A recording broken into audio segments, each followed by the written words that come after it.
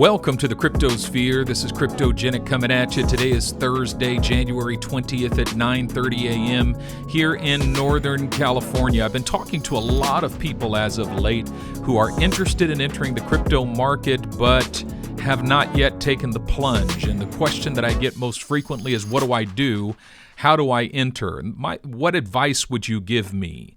As I consider entering the crypto market? The first thing I always say is I do not give financial advice because I'm not a financial advisor, so I can't tell you what to do. However, I can tell you what I would do. And looking back on my experience in the crypto market over the last 3 to 4 years, what has become clear to me is that there are 3 considerations that you should keep in mind as you think about entering the crypto market. The first consideration is your tolerance for risk. The second consideration is your tolerance for complexity. The third consideration is your time frame. First consideration is your tolerance for risk. Second is your tolerance for complexity. And the third is your time frame. Now, let me break down each of those considerations for you. First and foremost, what is your level of risk tolerance? Now, the way to assess that is simple. The goal is to be able to sleep in peace at night, wake in joy in the morning, and walk in love during the day. Some people say to me, should I dump in my entire life savings? Well, the question for me would be, can you sleep at night if you do that? Or would it rob you of sleep? Would you find yourself waking up in the middle of the night in a cold sweat, worried about the market, needing to check levels, check charts to see where everything is? Or could you sleep in peace? If it's going to rob you of your peace at night, it's going to take you out of your window of capacity in terms of your tolerance for risk. And so, you know the whole thing about don't invest more than you can afford to lose? Well, for me, that's neither here nor there because I can't afford to lose anything in actuality. I mean, none of us can actually, even if I invest $500, can I afford to lose $500? Not really. However, $500 might not be beyond my risk tolerance. It might be within my window of capacity for risk because I can sleep in peace with a $500 investment. I might not be able to sleep in peace with a $5,000 investment. For other people, you might be able to sleep in peace with a $5,000 investment, but not a $50,000 investment. And so you have to be able to determine for yourself your level of risk tolerance. But secondly, in terms of risk tolerance, your risk tolerance is going to determine what you buy as well as you enter into the crypto market. For instance, if you have a very low risk tolerance, you've determined the dollar amount that you're willing to invest, but you want to invest it in the safest crypto assets because you have a low risk tolerance in that regard, then I would say for myself, if I were entering into the crypto market having a low risk tolerance, I would just buy the blue chips. And the blue chip cryptocurrencies would be things like Bitcoin, Ethereum, Litecoin, maybe a little Bitcoin Cash, and calling it a day. If you got low risk tolerance, that's probably the way to go because those are the blue chips. However, if you have high risk tolerance, then you're going to buy more of what we call the altcoins. And the altcoins are pretty much everything other than Bitcoin itself.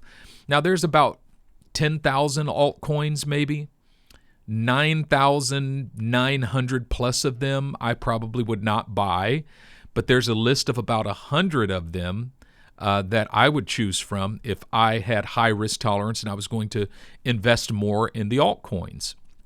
The thing to keep in mind, however, is that which altcoins you buy is determined by the second consideration, which is your tolerance for complexity.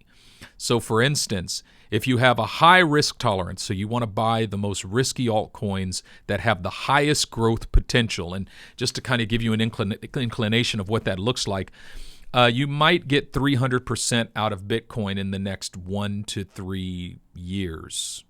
You might get 300% out of Bitcoin. 3 to 500%, let's say, in the next 1 to 5 years. Whereas if you buy the right altcoin, you might get 1,000 to 4,000% in the next year. So you're going to get a higher reward, most likely, if you buy the right altcoins. However, it's a higher risk because you might also drop 95% or 85%. the thing that you think is going to 40x, it might just collapse. So it's a higher risk. It's a higher risk, but a higher reward, a substantially higher reward. But your tolerance for complexity, there's really two considerations in terms of your tolerance for complexity. Number one, how many assets in your portfolio can you handle? So I have clients on my platform that can't handle more than 10 assets, let's say. There's one particular person who's a premium or platinum subscriber on my Patreon, and she doesn't want more than 7 to 10 assets in her portfolio. She says anything above that is too hard for me to manage, and so I want to keep it simple. And so my process with her is simply talking through, if I personally were only investing in 7 to 10 assets, what would those 7 to 10 assets be, and what would the percentages be, right? And so my job is to really kind of help her think through that and make that decision for herself. I'm simply a guide or a coach in that. I'm more of a coach than a guide. I don't give financial advice because I'm not a financial advisor, but I share my experience and my perspective of what I see and what I personally would do. So that's the first consideration in terms of complexity, is how many assets can you handle in your portfolio? How much will make you feel out of control? In other words, what's going to rob you of your sleep at night? If you have 30 assets in your portfolio, or you're going to wake up in the middle of the night sweating because you can't keep track of where everything is and you're worried about it. The second consideration would be technological complexity, meaning can you handle arduous processes for obtaining certain cryptocurrencies? For instance, my number one holding and my number one asset is Cake Token. It's an altcoin. Right now I'm staking Cake Token and making 62% APY, which is beastly, baller, right? It's awesome. However, the process for obtaining Cake Token, at least the process that I went through, and there's more than one, is I bought BNB token on Binance.us, and then I opened up a Binance Chain wallet, transferred my BNB token to Binance Chain wallet. And then I opened up a MetaMask wallet, had to go through some steps to install the Binance Smart Chain on that MetaMask wallet, and then transferred my BNB token from Binance Smart Chain to MetaMask wallet on the Binance Smart Chain, and then swapped for Cake Token on PancakeSwap, and then staked in the Auto Cake liquidity pool on PancakeSwap, and started making, at that time, more than 200% APY. Now it's down to 62%, which is still absolutely amazing. So now you might hear that and think, that's like too complex for me. And for most people, it's too complex.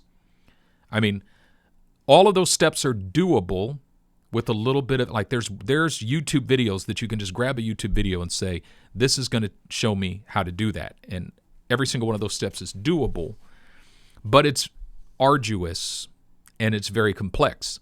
And so maybe your tolerance for complexity in terms of navigating multiple platforms is very low. So maybe your risk tolerance is high, but your complexity tolerance is low.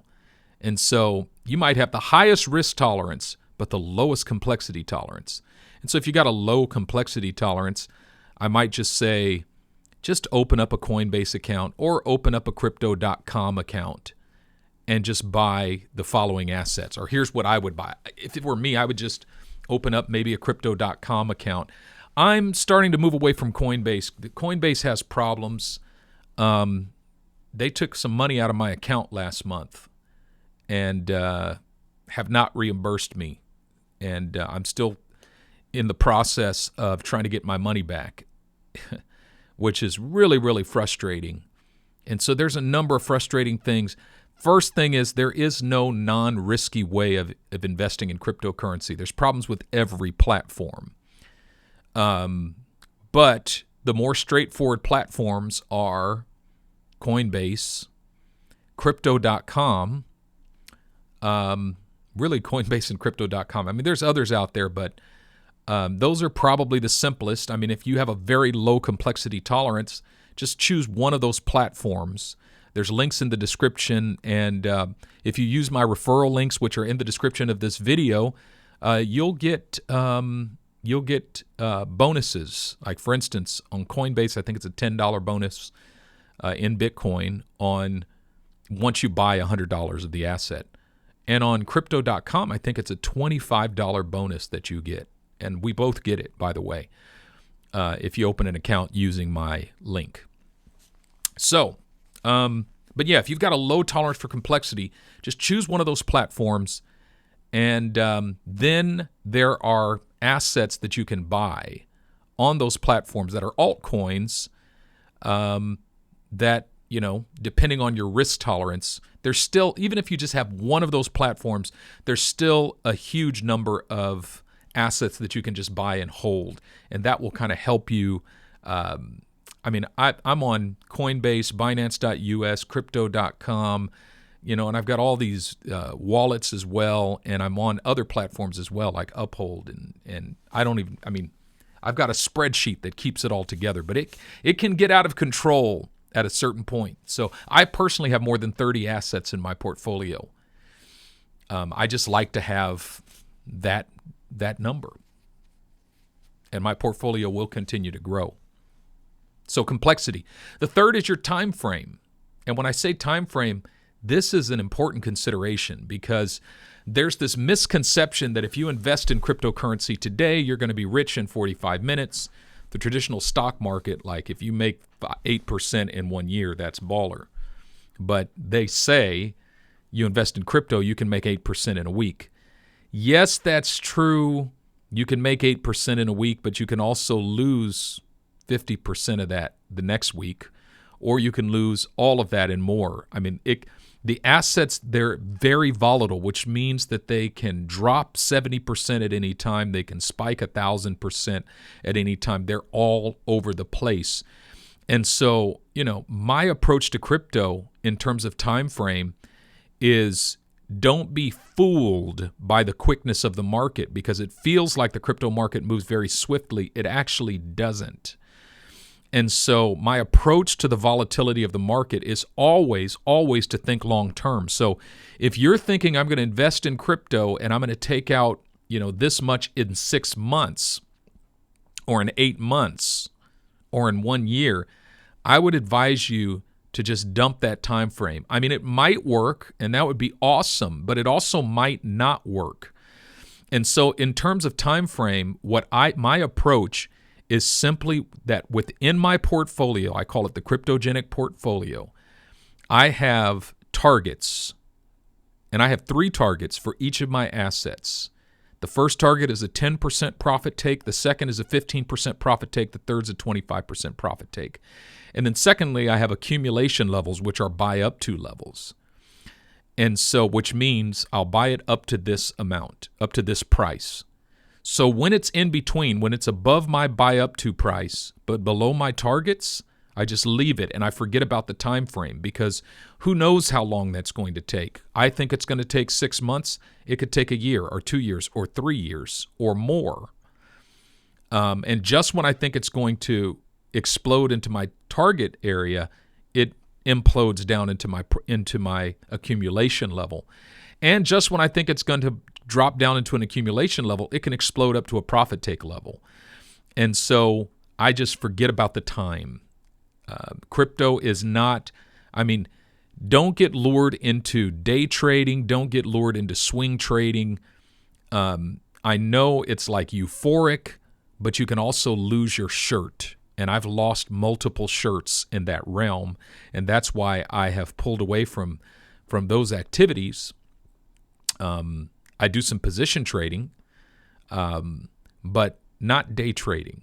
And so, so risk tolerance, complexity tolerance, and time frame, those are the 3 considerations. And I would say that if you're trying to make money in a short time frame, like if you need money now in the next 3 months or the next 6 months, crypto's probably, it could be the realm for you, but it's probably not, because you could just as easily lose a a large, substantial portion of your investment, especially if you haven't done any trading before and you're trying to get involved in something and see some quick gains, I would say think long term. And when I say long term in the crypto market, it's like 3 to 5 years. You know what I mean? Like think on a 3 to 5 year, even a 7-year horizon, and accumulate and then take profits. If you're interested in the cryptogenic strategy or the cryptogenic portfolio, it's on my Patreon. Check out patreon.com/cryptogenic. At the $19 level, you get a link to the entire cryptogenic portfolio with all of my profit take levels and all of my accumulation levels. I do all the work for you, so you don't have to think about it. That answers all of your questions in terms of what I would buy and where I would buy it at. Yeah, that's all I got for you today. I'm just going to stop there. But do me a favor and hit that like button, smash that subscribe button, hit that bell. Leave me a comment. I appreciate it very much.